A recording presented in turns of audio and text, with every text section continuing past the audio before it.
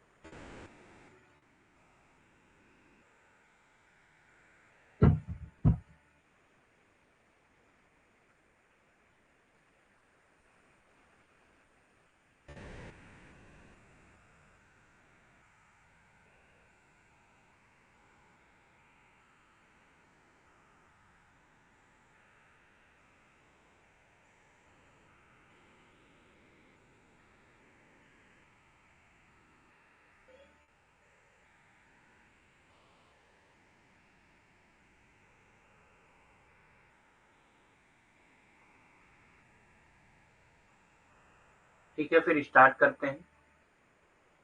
सो एक अनाउंसमेंट है, राखी का ऑफर चल रहा है जिसमें आपको अगर कोई भी कोर्स खरीद रहा है तो उसको 10% डिस्काउंट मिलेगा कोर्स पे। प्लस उसको एक पेपर वन फ्री बुक मिलेगी जिसमें सॉल्व पेपर एमसीक्यूज होंगे। ठीक। और एक नोटबुक उसको मिलेगी और एक पेन जो फिलर फॉर्म की होगी। तो जिन्होंने भी अभी तक नहीं ज्वाइन किया है वो ज्वाइन कर सकते हैं क्योंकि ऑफर अच्छा है।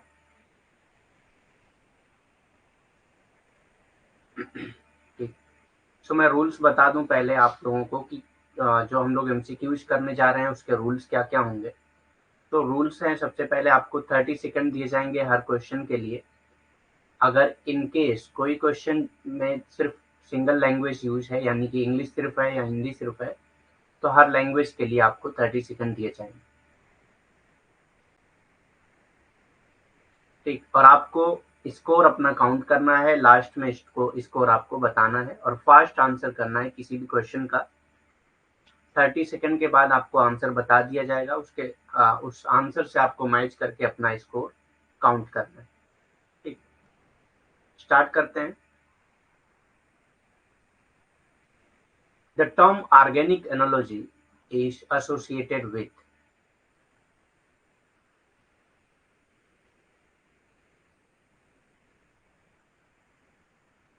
Herbert Spencer, Auguste Comte, Max Weber, Emile डर्कहीम।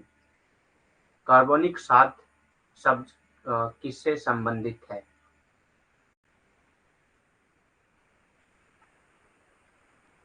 Herbert Spencer, Auguste Comte, Max Weber, Emile Durkheim. किससे संबंधित है आपको बताना है।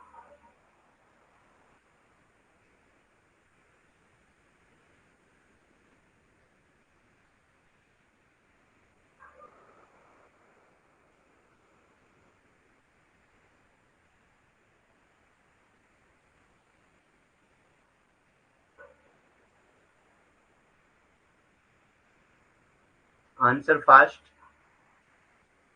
सब लोग आंसर करिए, जितने लोगों ने ज्वाइन किया है सबका आंसर आना चाहिए।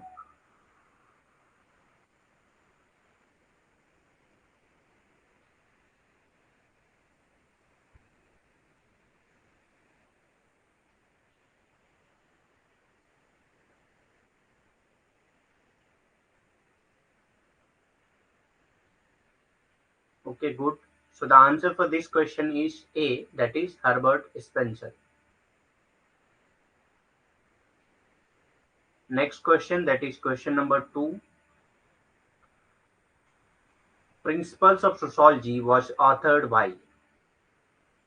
ये बुक है, ये किसने लिखा था ये बताना है आपको। प्रिंसिपल्स ऑफ सोशोलॉजी किसके द्वारा लिखी गई थी? Auguste Comte, Saint Simon, Herbert Spencer, Emile Durkheim. Question number डाल के आंसर करिएगा।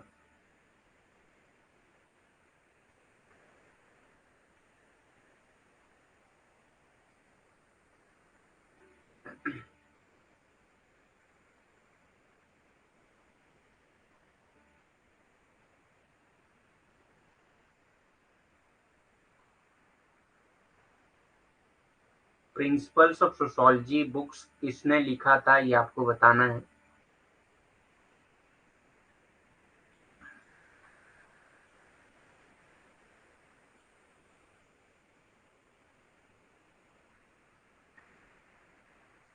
आंसर सारे लोगों का नहीं आ रहा है, बताइए, फास्ट आंसर करिए आप लोग।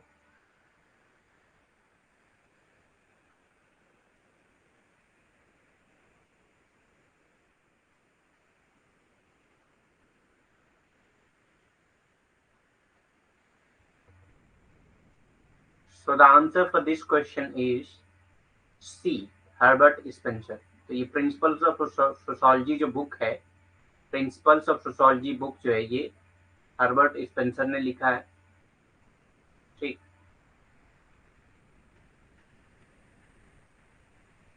Okay, next question, that is question number 3। Who introduced the term anomie in the study of society? Society की स्टडी करते वक्त किसने एनॉमी का टर्म यूज किया था? किसने इंट्रोड्यूस किया था? समाज के अध्ययन में एनॉमी शब्द का प्रचलन किसने किया था?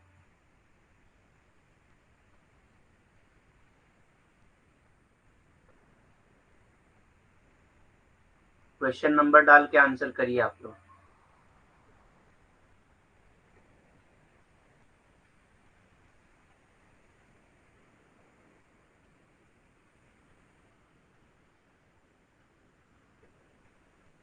Who introduced the term anomie in the study of society? Herbert Spencer, Auguste Comte, Max Weber, Emile Durkheim। किसने किया था बताइए, फास्ट आंसर करिए। क्वेश्चन नंबर डाल के आंसर करना है आपको। So the answer for this question is D, that is Emile Durkheim। Emile Durkheim ने ही एनॉमी शब्द का यूज किया है। और किस चीज को स्टडी, सोसाइटी की स्टडी करते वक्त, किस चीज की स्टडी में? सुसाइड की स्टडी करते वक्त, सुसाइड की स्टडी करते वक्त इन्होंने जो है एनॉमी का वर्ड इंट्रोड्यूस किया था। एनॉमिक सुसाइड के नाम से भी एक टाइप ऑफ सुसाइड है इमाइल डरकीम का, एनॉमिक सुसाइड, एनॉमिक आत्महत्या। ठीक, next question, that is question number 4। डरकीम argued that the task of sociology should be the study of। डरकीम ने क्या कहा था कि सोशियोलॉजी का जो टास्क होना चाहिए वो क्या स्टडी करने के लिए होना चाहिए? डरकीम ने तर्क दिया कि समाजशास्त्र का कार्य देश का अध्ययन होना चाहिए। ठीक, किस चीज का अध्ययन होना चाहिए? Social progress, social fact, anomie, consciousness. सामाजिक प्रगति, सामाजिक तथ्य, एनॉमी, चेतना। किस चीज के अध्ययन पे उन्होंने फोकस किया है कि समाजशास्त्र को इसी चीज पे ज्यादा अध्ययन करना चाहिए?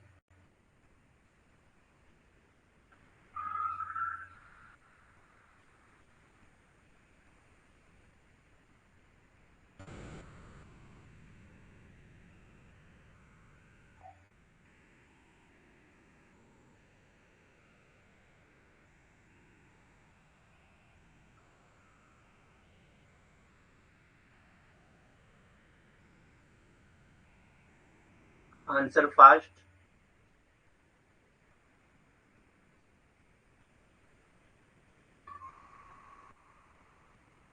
क्वेश्चन नंबर डाल के आंसर करिए, ऐसे समझ में नहीं आएगा ना आप किस क्वेश्चन का आंसर कर रहे हैं।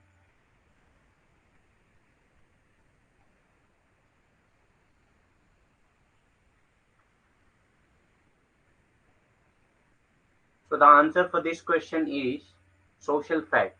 डरकीम ने कहा था कि सोशियोलॉजी का जो टास्क होना चाहिए वो सोशल फैक्ट की स्टडी का होना चाहिए। ठीक, सामाजिक तथ्य का अध्ययन होना चाहिए, समाजशास्त्र का जो कार्य है वो।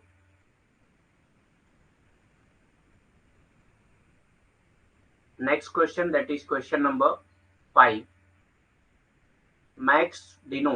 Marx denotes land, animals, tools, machinery, etc. are example for the modes of production, forces of production, means of production, relations of production।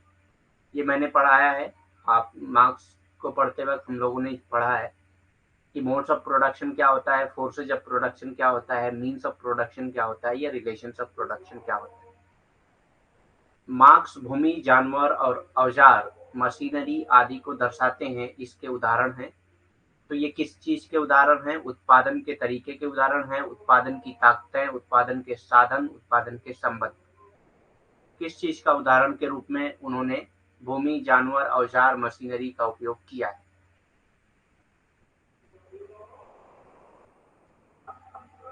Answer fast.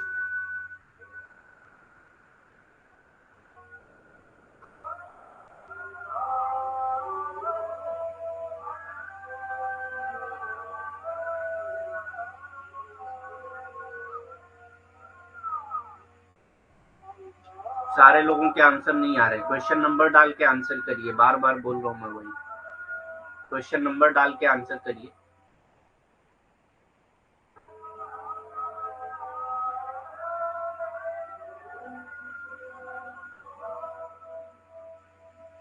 So the answer for this question is C, means of production।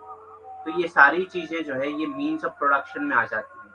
इसमें labour force भी आ जाएगा means of production में। Land, animals, tool, machinery के साथ साथ जो है जो लेबर फोर्स है वो भी जो है मीन्स ऑफ प्रोडक्शन में आ जाएगा। ठीक। उत्पादन के साधन के रूप में है भूमि, जानवर, औजार, मशीनरी। ठीक। और इसके साथ साथ जो है वो क्या कहेंगे उसको, श्रम ताकतें।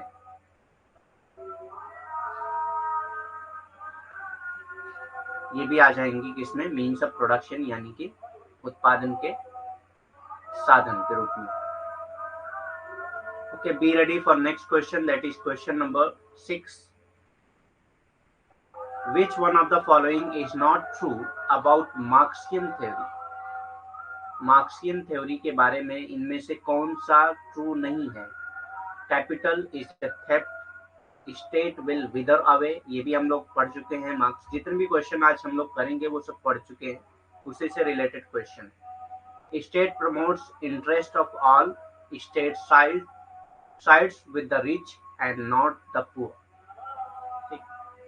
मार्क्स के अकॉर्डिंग कौन सा स्टेटमेंट इसमें से सही है?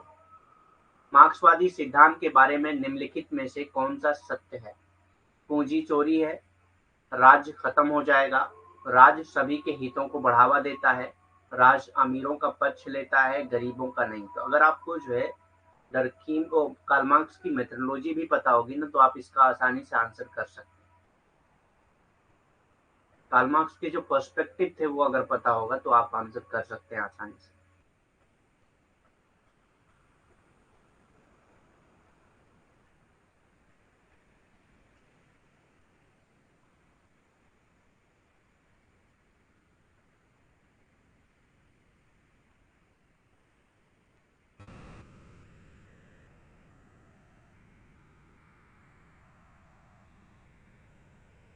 Answer fast.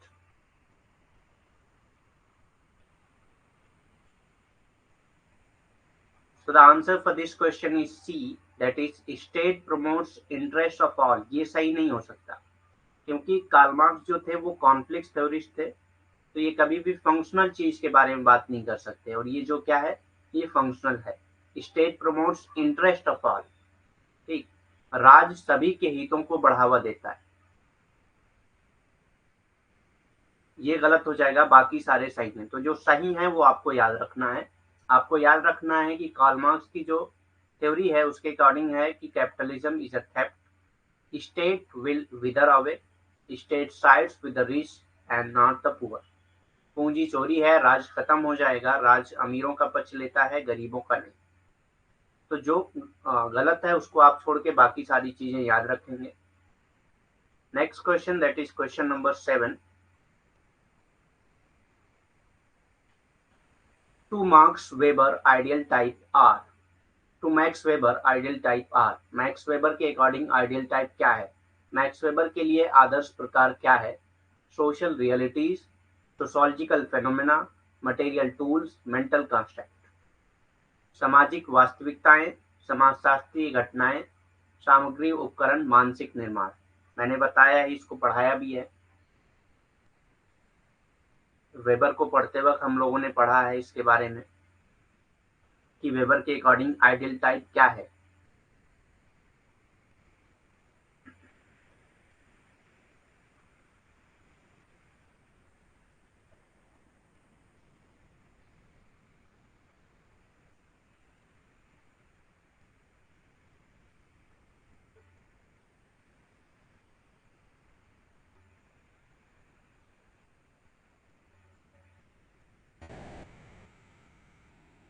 आप लोगों ने पीडीएफ नहीं पढ़ा है, आप लोग सिर्फ तुक्का लगा रहे हैं, जो सही हो जा रहा है बस हो जा रहा है।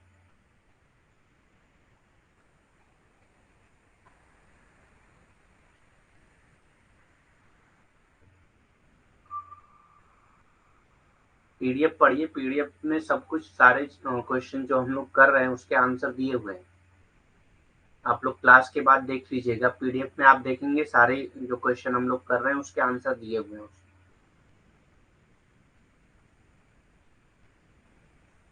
So the answer for this question is D, that is mental construct. Max weber ने कहा था कि आइडियल टाइप क्या है, एक मेंटल कॉन्स्ट्रक्ट, एक मानसिक निर्माण। आइडियल टाइप क्या है, एक मानसिक निर्माण है। आदर्श प्रकार क्या है, एक मानसिक निर्माण। ठीक, next question, that is question number 8।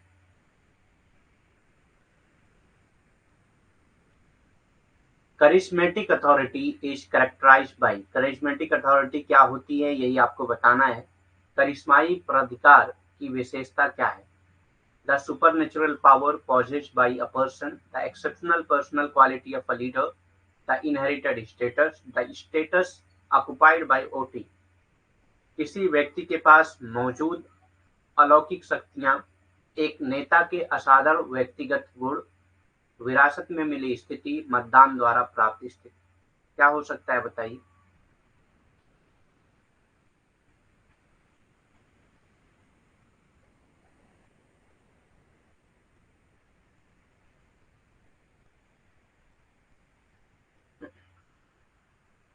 इसी क्लास में तैयारी करके आना चाहिए था ना।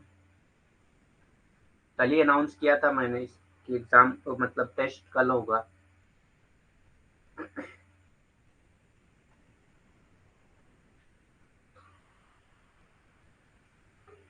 तो क्या आंसर करिए।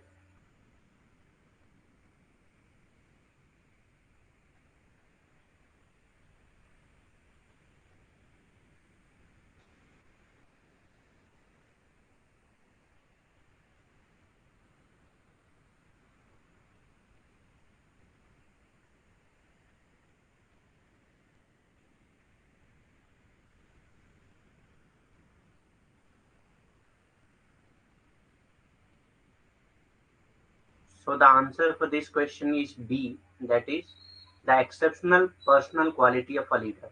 तो जो करिश्मेटिक लीडर होता है उसकी एक एक्सेप्शनल क्वालिटीज होती है उस लीडर की, कि वो जो है मोबिलाइज कर पाता है लोगों को। ठीक, एक नेता के असाधारण व्यक्तिगत गुण, ठीक, जैसे गांधी जी को हम लोग करिश्मेटिक लीडर मानते हैं। ठीक,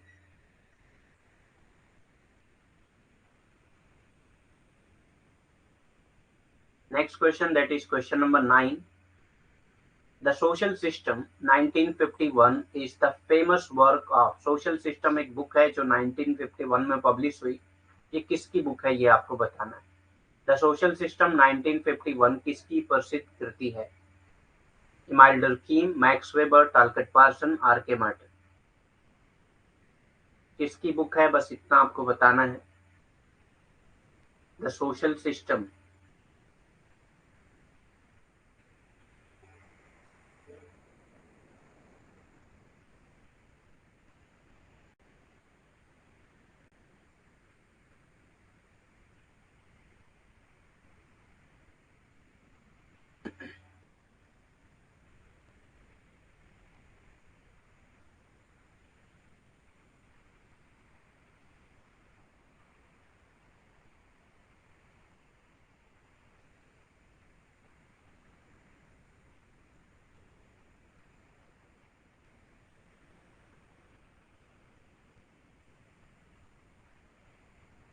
So the answer for this question is C, that is Talcott Parsons।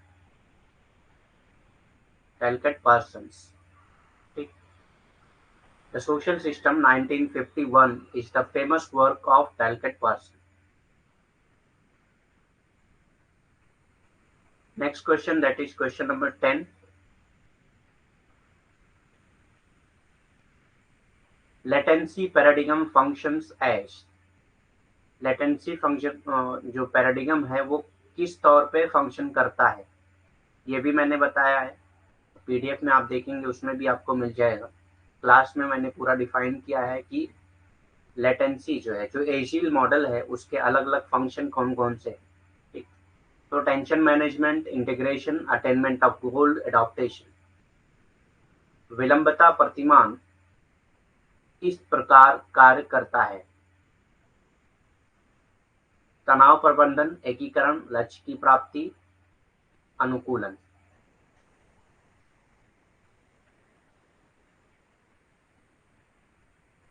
थोड़ा सा अगर आप मतलब दिमाग लगाएंगे तब भी आपको समझ में आ जाएगा। इसमें बहुत आसान ट्रिक है इस क्वेश्चन को सॉल्व करने की।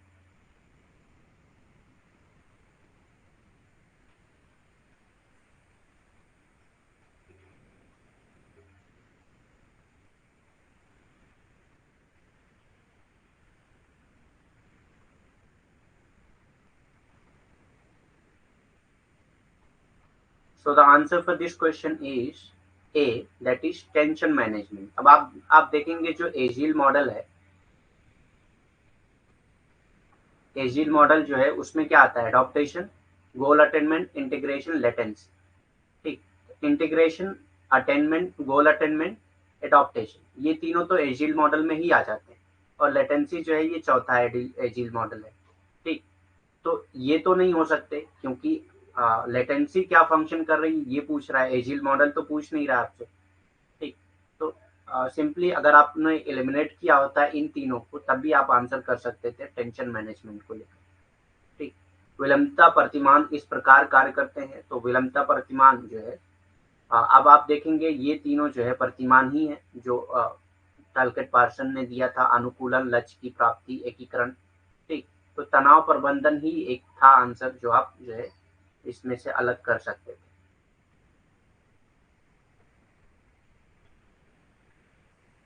नहीं, क्लास लीव करने से तो आपका ही नुकसान होगा। उसकी वजह ये कि नहीं आपने पढ़ के आए, नहीं आए तो कम से कम आप इतने क्वेश्चन तैयार तो कर सकते हैं। 30 क्वेश्चन अगर हम लोग करते हैं तो 30 क्वेश्चन के आंसर तो आपको पता चल जाएंगे ना। गलत होगा तभी आपको याद भी होगा उसको। ठीक, next question, that is question number 11।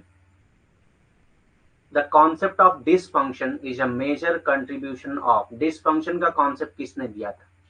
Dysfunction की अवधारणा का प्रमुख योगदान है, मतलब कि डिसफंक्शन की जो अवधारणा है वो किसने दिया था ये बताना है आपको। ठीक, Durkheim, R K Merton, Talcott Parson, Max Weber. किसने दिया था बताइए।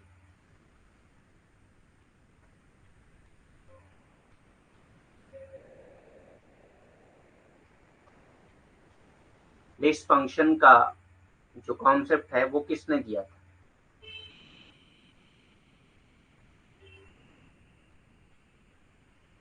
और कितने टाइप के फंक्शन उन्होंने बताया था ये भी बताना है आपको। उसके साथ साथ ये भी बताना है कि और कितने टाइप्स के फंक्शन के बारे में बात किया है।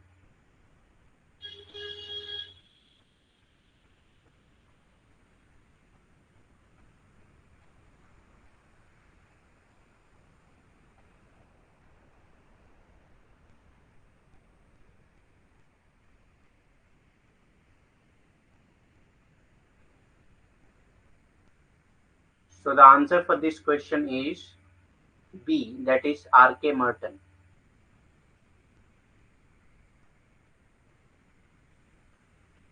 R.K. Merton. सो R.K. मर्टन ने ही डिसफंक्शन का कॉन्सेप्ट दिया। इसके साथ साथ इन्होंने नॉन फंक्शन का भी कॉन्सेप्ट दिया था, लेटेंट एंड मैनिफेस्ट फंक्शन का कॉन्सेप्ट दिया था।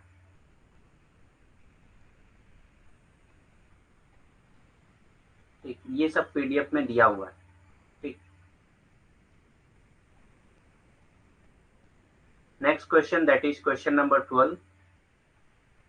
Are K Merton is ah, तो आर के मर्टन क्या थे, हम लोग पढ़ चुके हैं। Structuralist, structural functionalist, conflict theorist, interactionist. R K Merton क्या है? एक हैं क्या, संरचनावादी हैं, संरचनात्मक प्रकार्यवादी हैं, संघर्ष सिद्धांतकार हैं, या इंटरेक्शनिस्ट हैं? बताइए, आंसर करिए फास्ट।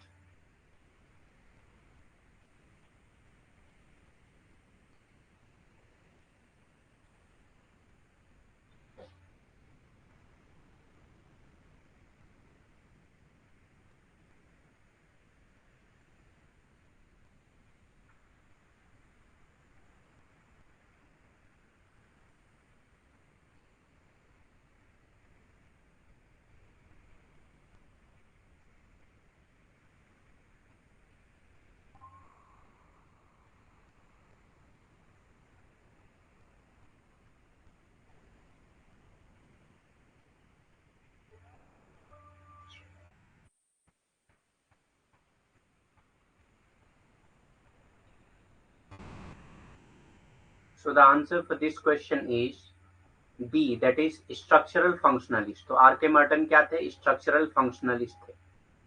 ठीक, संरचनात्मक प्रकार्यवादी थे।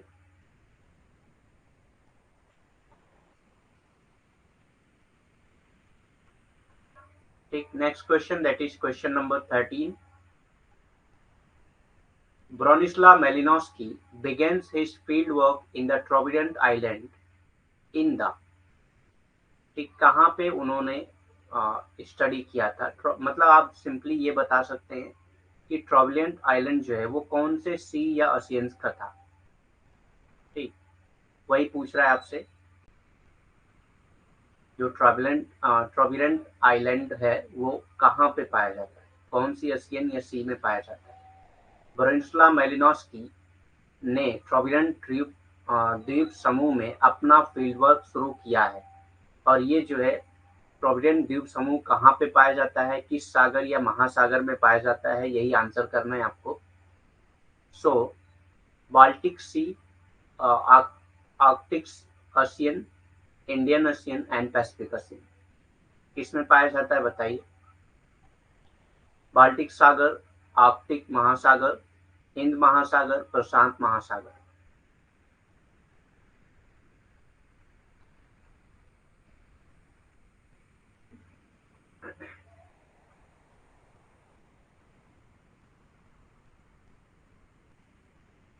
फास्ट आंसर करिए। फील्ड वर्क के बारे में भी हम लोग सारे थिंकर्स के फील्ड वर्क के बारे में पढ़े हैं कि कौन से थिंकर का फील्ड वर्क कहाँ पे था, किस जगह पे था, किस ट्राइब्स या ग्रुप्स में था, किस सोसाइटी के बारे में था। सारे फील्ड वर्क हम लोग पढ़ चुके हैं।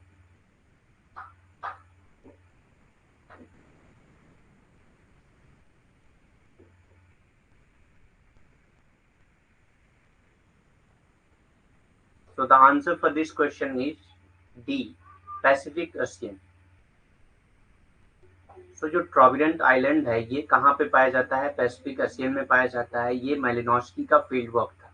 ठीक, प्रशांत महासागर में ही ट्रोविडेंट द्वीप समूह पाया जाता है।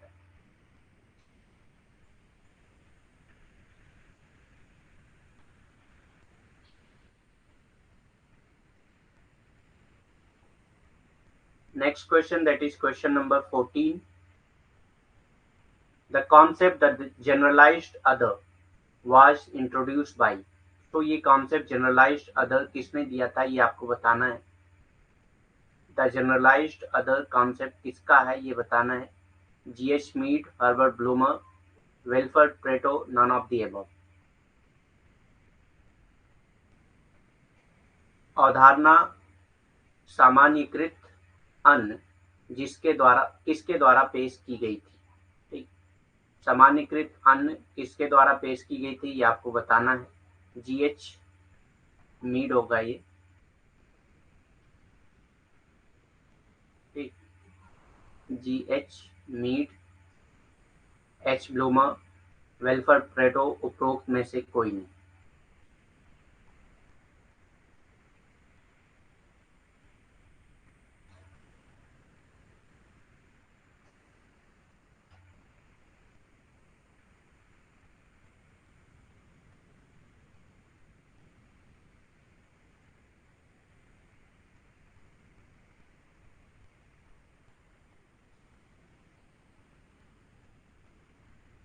और इसके साथ साथ एक और कॉन्सेप्ट है इससे मिलता जुलता, वो भी बताना है कि कौन सा कॉन्सेप्ट है।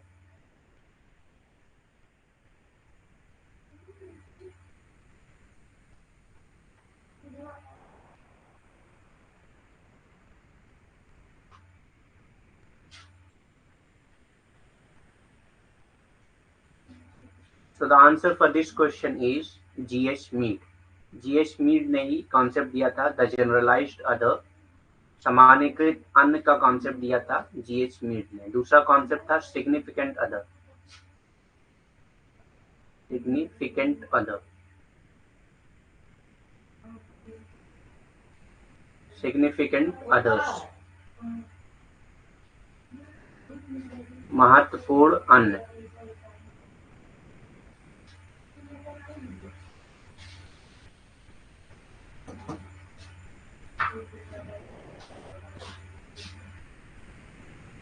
ठीक,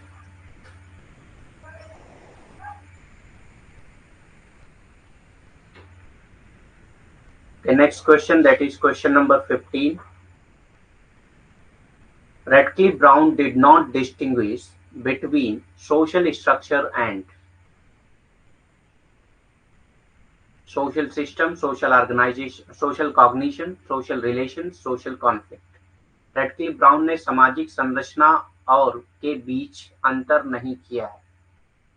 ठीक, तो अगर आपको ये पता हो किस किस के बीच में अंतर किया है तो किसके बीच में अंतर नहीं किया है वो बता सकते हैं आप। Radcliffe Brown did not distinguish between social structure and social system, social cognition, social relation, social conflict.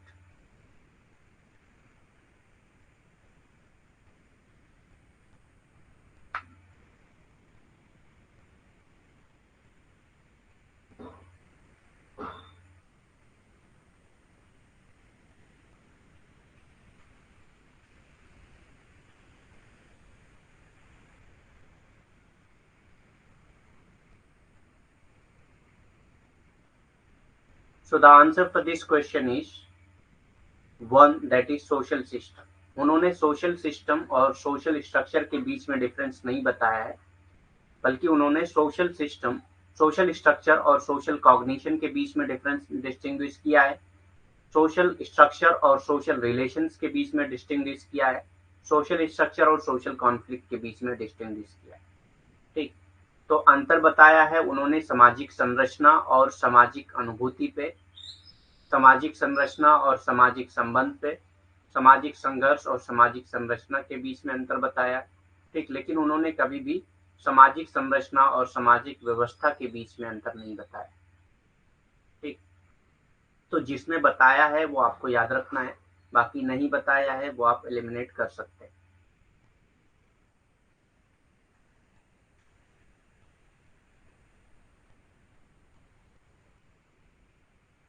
Next question, that is question number 16.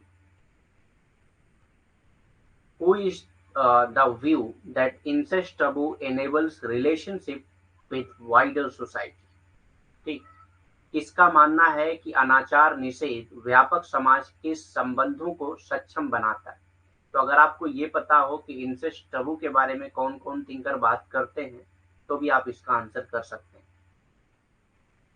Claude Levi Strauss, Herbert Spencer, Kathleen Gough और वेस्टरमार्क। किसका मानना है कि अनाचार निषेध व्यापक समाज के साथ संबंधों को सक्षम बनाता है? क्लॉड लेवी-स्ट्रॉस, एच स्पेंसर, के गॉफ, कैथलीन गॉफ है ये। ठीक, Westermarck.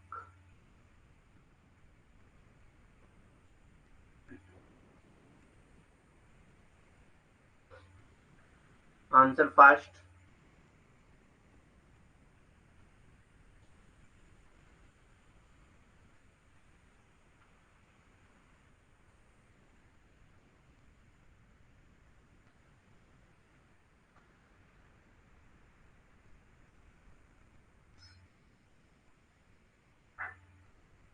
So the answer for this question is Claude levy-straws. ठीक, तो क्लॉड लेवी-स्ट्रॉस ने ही इंसेस्ट टबू के बारे में बात किया है और इन्होंने कहा है कि incest Tabu enables relationship with wider society. ठीक, अनाचार निषेध व्यापक समाज के साथ संबंधों को सक्षम बनाता है, ये कहा है क्लॉड लेवी-स्ट्रॉस ने।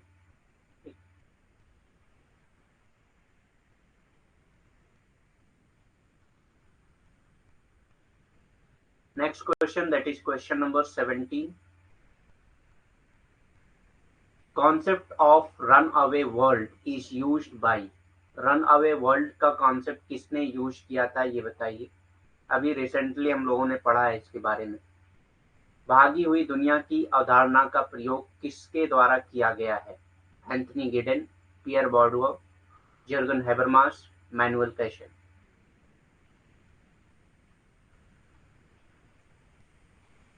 बताइए किसके द्वारा किया गया है? रन अवे वर्ल्ड का कॉन्सेप्ट किसने दिया था?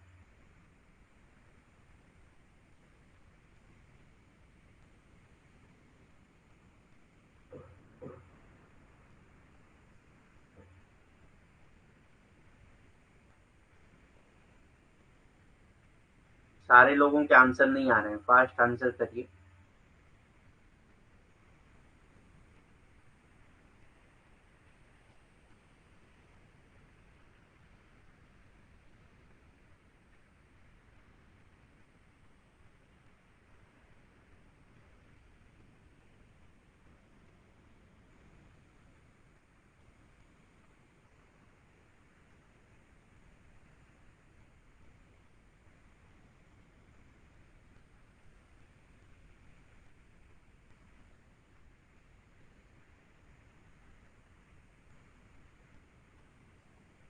So the answer for this question is A, that is Anthony Giddens। Anthony Giddens ने ही रन अवे वर्ल्ड का कॉन्सेप्ट यूज किया है। ठीक, एंथनी गिडन ने ही भागी हुई दुनिया का कॉन्सेप्ट यूज किया है।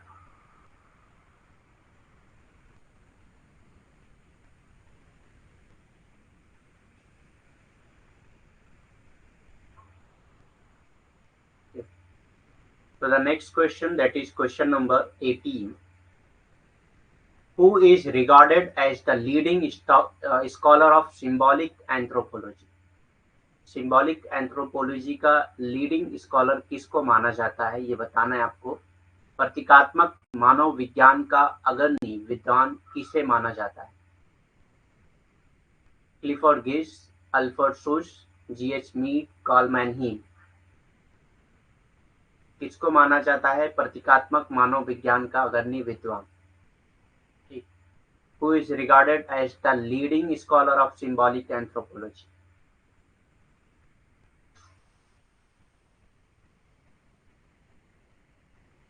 Answer fast.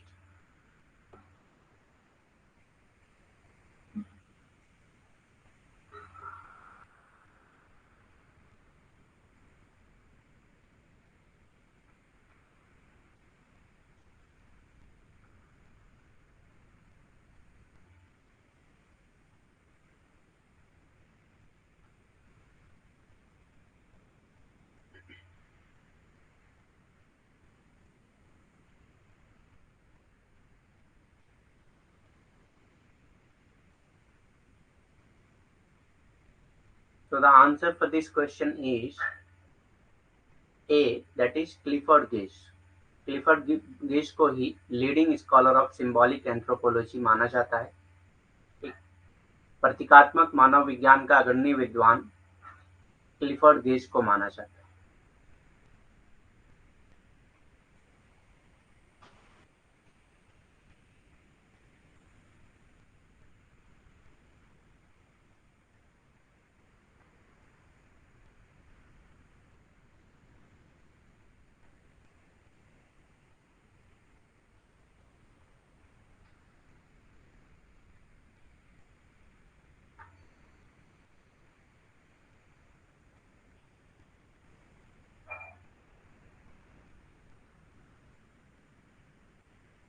Next question, that is question number 19. Which one of the following concept is not used by Erving Goffman in his approach? Erving Goffman ने अपने दृष्टिकोण में निम्नलिखित में से किस अवधारणा का उपयोग नहीं किया है? Impression management, front stage, team, accounts. प्रभाव प्रबंधन, फ्रंट स्टेज, टीम है, लेखा।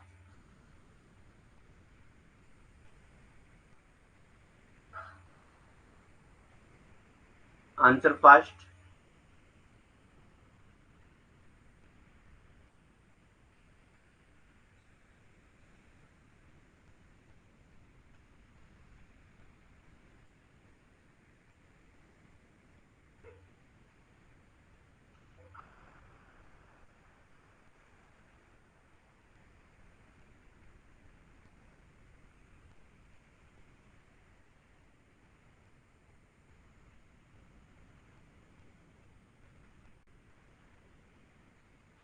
So the answer for this question is D, that is account. Account का उपयोग इन्होंने नहीं किया है, अकाउंट का कॉन्सेप्ट इन्होंने नहीं यूज किया है।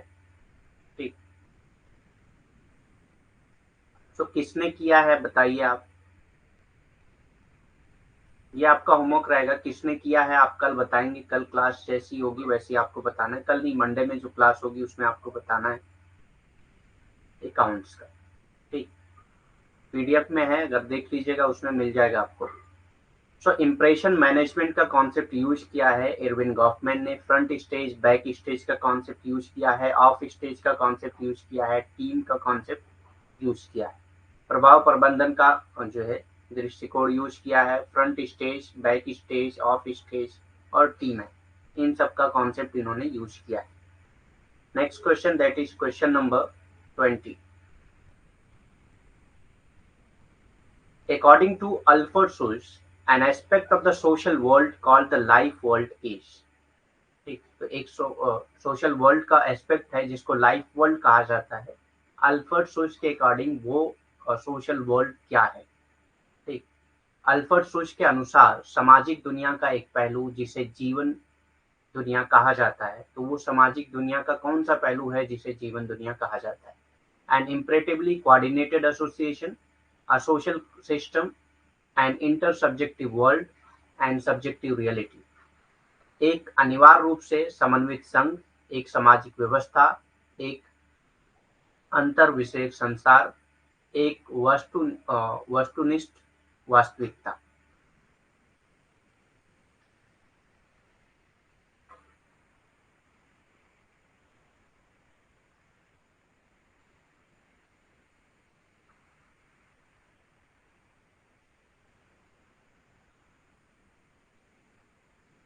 Answer fast.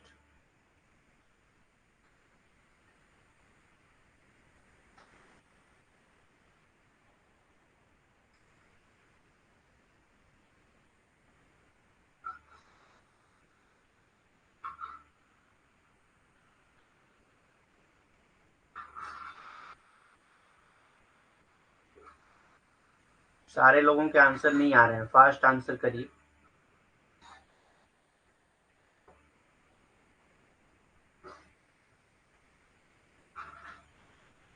So the answer for this question is A, that is an imperatively coordinated association। एक imperatively coordinated association जो एक सोशल वर्ल्ड का पार्ट है जिसको उन्होंने लाइफ वर्ल्ड कहा है। ठीक, एक अनिवार्य रूप से समन्वित संघ जो है ये सामाजिक पहलू है, जिसको सामाजिक दुनिया का पहलू है जिसको उन्होंने जीवन दुनिया के तौर पे कहा है। ठीक, तो ये याद रखना है आपको। Okay, be ready for next question, that is question number 21। Total 30 question आज हम लोग करेंगे। पियर बॉर्डुआ's theoretical perspective makes use of the concept of capital। ठीक, तो इनका जो थ्योरेटिकल पर्सपेक्टिव था उन्होंने कैपिटल का कॉन्सेप्ट यूज किया है। Which of the following is not a part of this concept. तो सिंपली आपको क्वेश्चन बहुत मतलब ट्रिकी दिया हुआ है, लेकिन आपको सिंपली ये पूछ रहा है टाइप्स ऑफ कैपिटल कौन कौन से हैं और इनमें से कौन सा नहीं है। टाइप्स ऑफ कैपिटल में इनमें से कौन सा नहीं है। ठीक, पूंजी के प्रकार में इनमें से कौन सा नहीं है, यही आपको बताना है।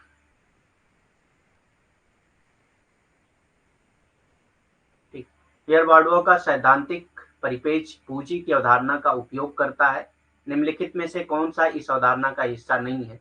Economic capital, political capital, social capital, cultural capital. आर्थिक राजधानी, राजनीतिक राजधानी, सामाजिक पूंजी, सांस्कृतिक राजधानी। राजधानी नहीं होगा, ये पूंजी होगा। ठीक है, जहां पे राजधानी है उसको आप पूंजी कर लीजिए।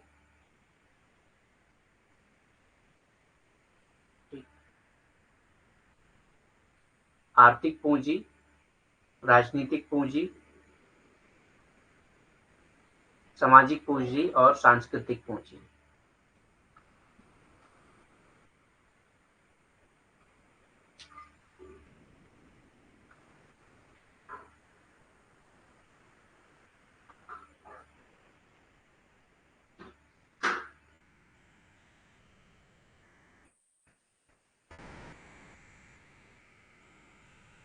Answer fast.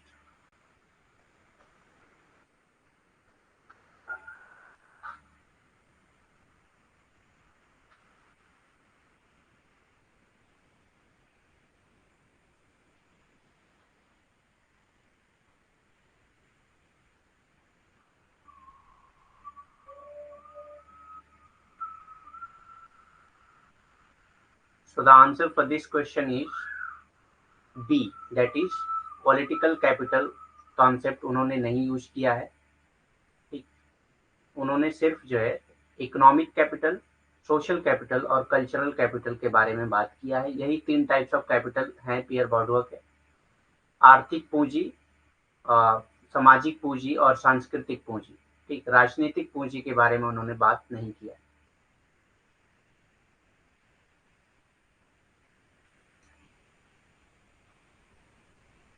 Next question, that is question number 22।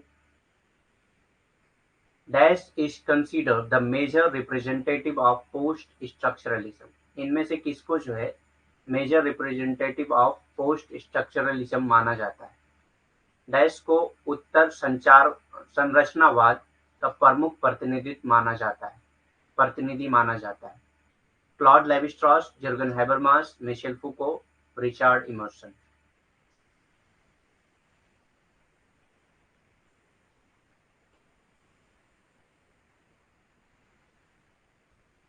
Answer fast.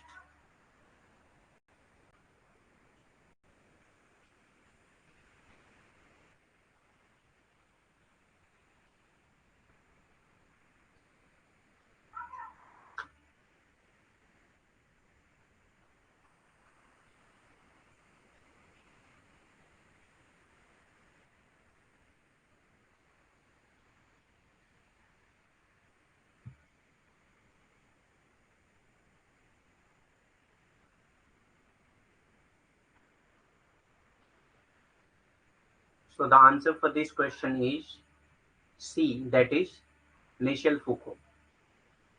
Michel Foucault को ही major representative of post structuralism माना जाता है। मिशेल फूको को ही उत्तर संरचनावाद का प्रमुख प्रतिनिधि माना जाता है।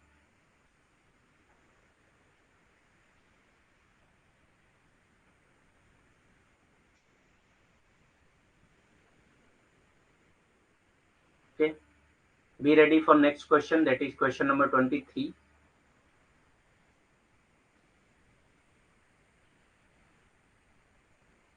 Which of the sociologists popularly known for his theory on the concept of communicative rationality and the public sphere?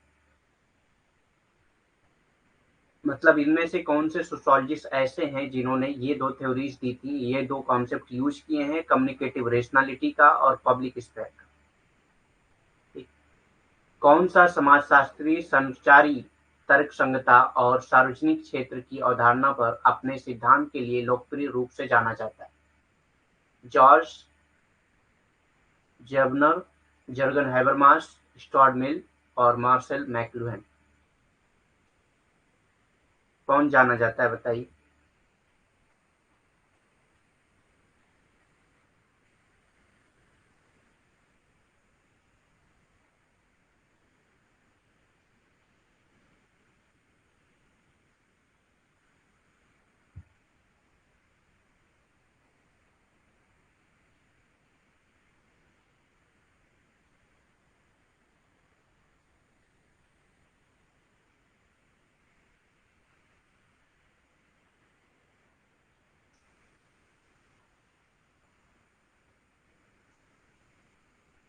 Answer fast. Question number 23 का आंसर करिए आप लोग fast.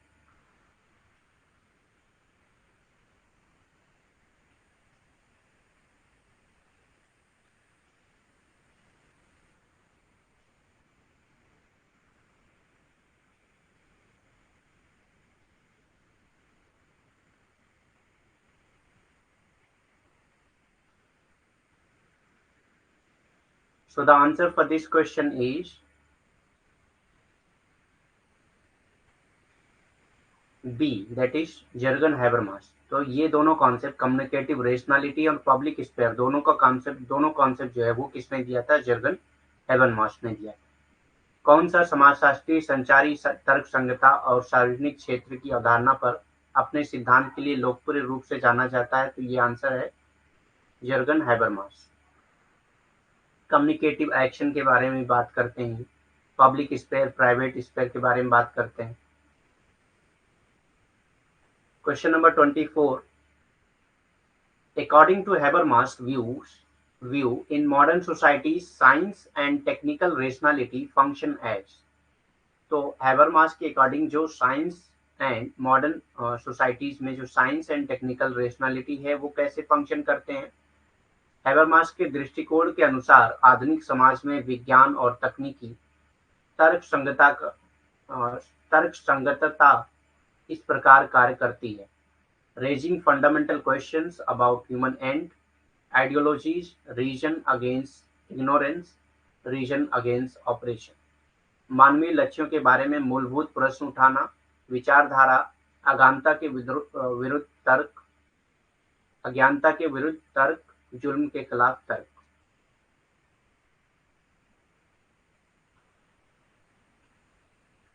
Answer fast.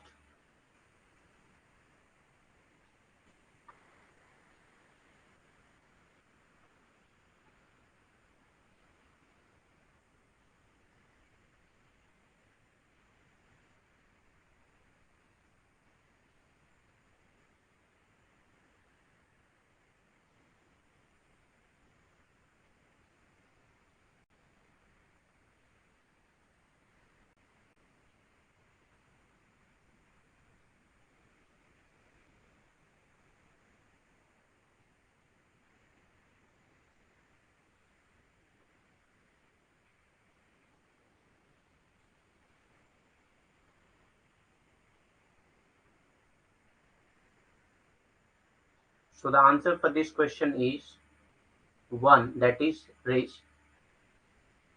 raising fundamental questions about human end। ये गलत है, 2 होगा answer इसका। Ideologies, ठीक, विचारधारा।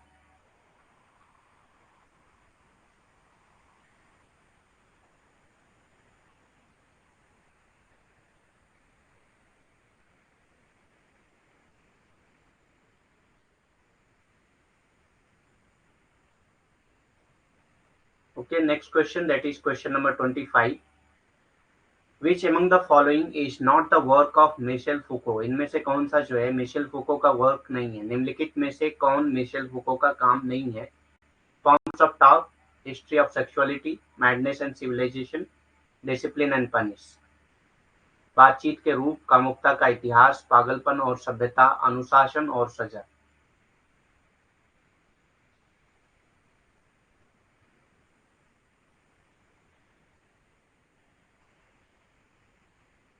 कौन सा नहीं है बताइए?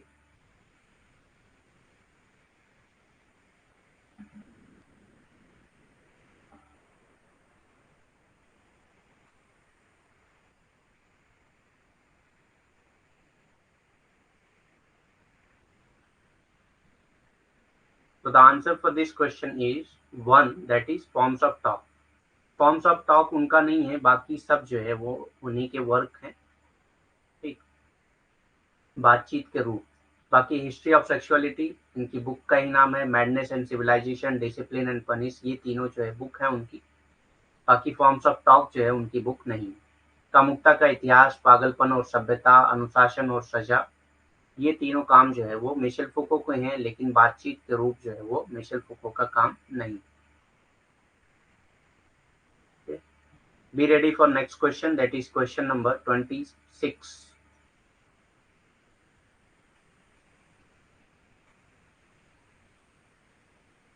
Which of the following constitutes an important methodological component in Michel Foucault's work? Structuration theory, archaeology of knowledge, phenomenological perspective, symbolic instructionism. फुको के कार्यों में निम्नलिखित में से कौन सा एक महत्वपूर्ण पद्धतिगत घटक है? संरचना सिद्धांत, ज्ञान का पुरातत्व, घटनात्मक परिप्रेक्ष्य, प्रतीकात्मक, अंततः क्रियावाद। ठीक, कौन सा इनमें जो है वो उनका मेथोडोलॉजिकल कंपोनेंट है, ये भी बताया गया है, पीडीएफ में भी दिया गया है इसका answer.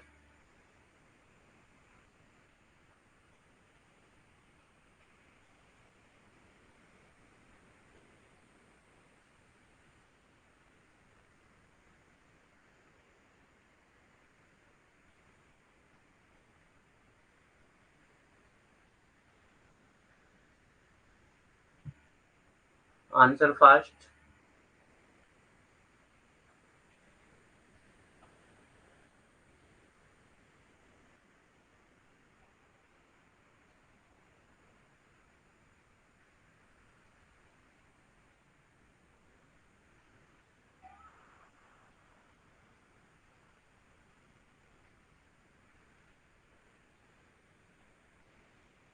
So the answer for this question is 2, that is archaeology of knowledge. So archaeology of knowledge जो है यानी कि ज्ञान का पुरातत्व, यही जो है उनका मेथोडोलॉजिकल कंपोनेंट था, यानी कि महत्वपूर्ण पद्धतिगत घटक था।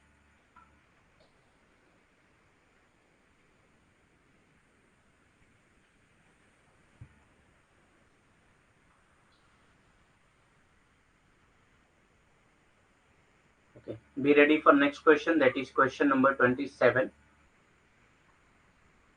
Who authored the famous book titled Orientalism? किसने जो है एक फेमस बुक लिखा था जिसका नाम था ओरिएंटलिज्म? ठीक, ओरिएंटलिज्म नामक प्रसिद्ध पुस्तक किसने लिखी है? उनके 2-3 ही कॉन्सेप्ट थे जिनको हम लोग ने पढ़ा है। ठीक,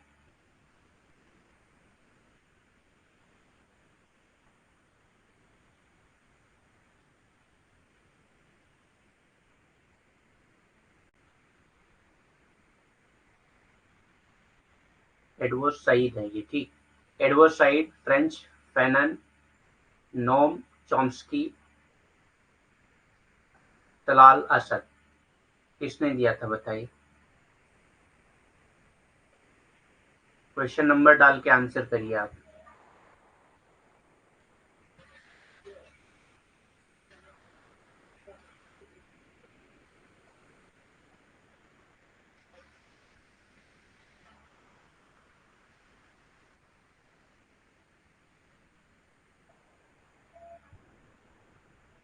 So the answer for this question is A, that is Edward Said. Edward Said ने ही ओरिएंटलिज्म की बात किया है।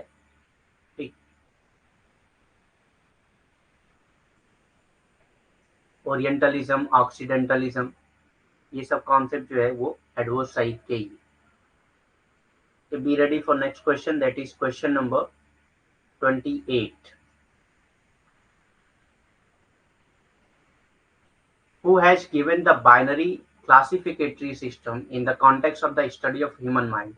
ह्यूमन माइंड को स्टडी करते वक्त किसने बाइनरी क्लासिफिकेटरी सिस्टम दिया था? ठीक, मानव मस्तिष्क के अध्ययन के संदर्भ में बाइनरी क्लासिफिकेटरी सिस्टम किसने दिया था? Sigmund Freud, H S. Hyman, Claude Levi Strauss, Malinowski, किसने दिया था बताइए?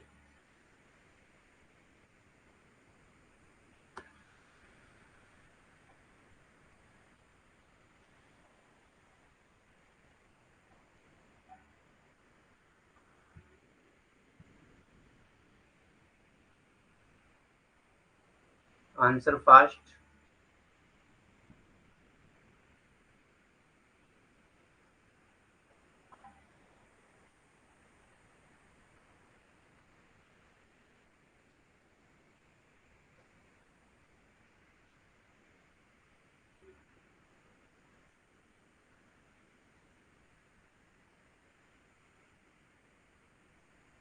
So the answer for this question is 2, that is नहीं, ये गलत है। H.H. हाइमन ने नहीं दिया था, बल्कि 3 होगा इसका। क्लॉड लेवी-स्ट्रॉस ने दिया था। बाइनरी क्लासिफिकेटरी सिस्टम जो है वो ह्यूमन माइंड के स्टडी करने के लिए ये क्लॉड लेवी-स्ट्रॉस ने दिया था।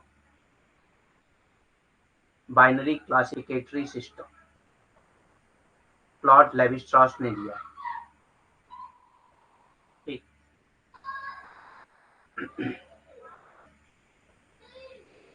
Next question, that is question number 29। Second last question है, 30 क्वेश्चन करना है हम लोगों को। Who advocated the theory of sociology of knowledge? किसने जो है theory of sociology of knowledge दिया है? ज्ञान के समाजशास्त्र के सिद्धांत की वकालत किसने की है? Karl Mannheim, George Ritzer, Malthus, Burt and Adams.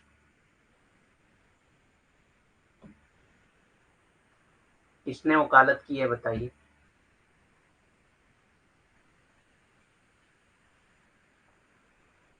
Who advocated the theory of sociology of knowledge? Answer fast, क्योंकि एक्स्ट्रा टाइम वैसे भी हो चुका है। फर्स्ट पेपर की क्लास भी होगी आप लोगों की।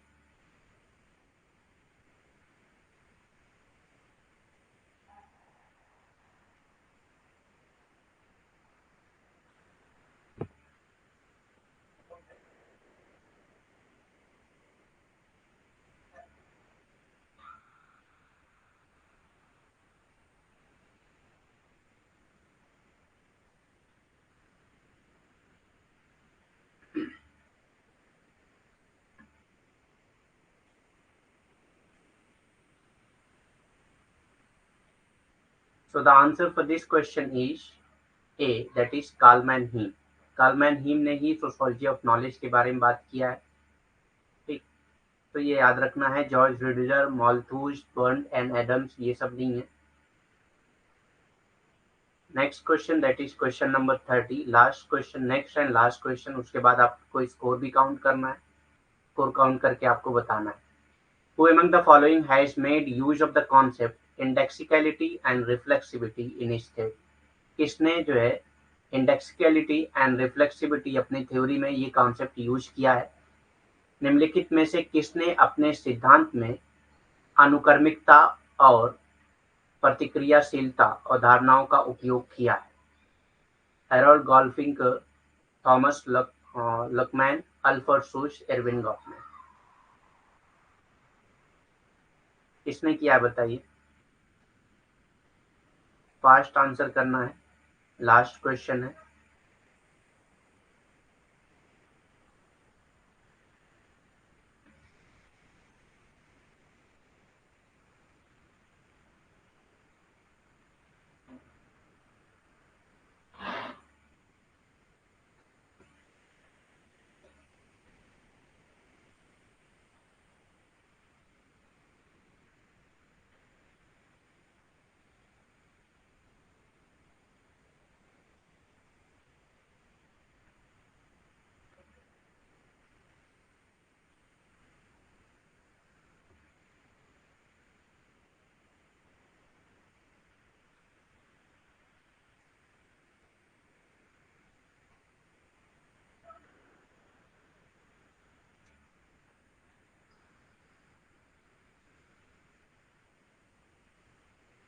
Okay, so the answer for this question is 2, that is ये भी गलत है। हैरोल्ड गोल्फिंकर ने किया था। ठीक, कुछ क्वेश्चंस इसमें गलत आ गए हैं, मैं उसको सही करके अपलोड कर दूंगा। हैरोल्ड गोल्फिंकर इसका आंसर होगा। ठीक,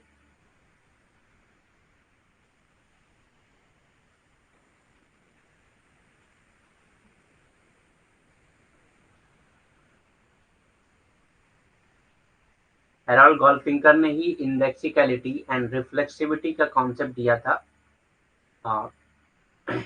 अपनी थ्योरी में। सो आपको टोटल स्कोर बताना है, काउंट करके बताइए। फास्ट आंसर करिए।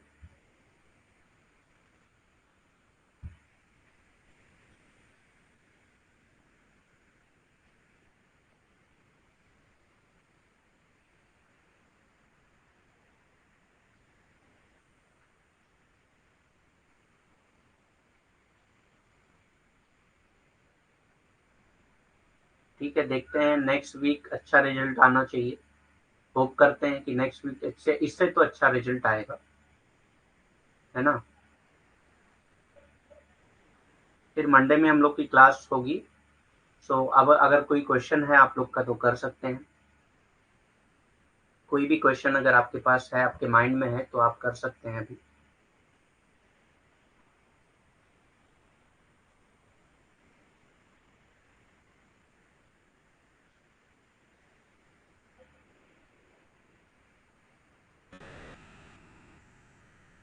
Any question? हाँ या नहीं तो बोल देना चाहिए।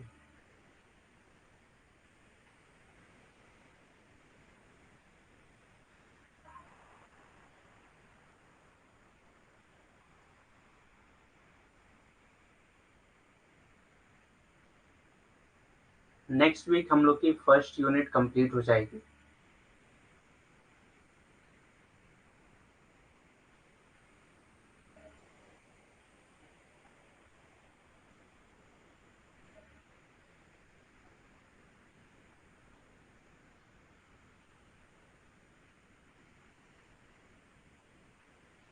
ओके, फिर लीव कर सकते हैं।